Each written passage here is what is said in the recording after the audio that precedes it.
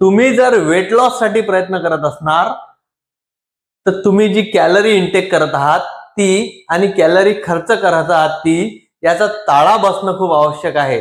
जितकी कॅलरी आपण इंटेक करतो, थोडक्यात काय तर जितका आहार आपण घेतो किंवा आपण चहा घेतो, नाश्ता करतो, बाहेर खातो, यातून ज्या कॅलरीज आपल्याला मिळतात ह्या कॅलरी आपल्या रोज बर्न होणं, रोज खर्च होणं आवश्यक आहे।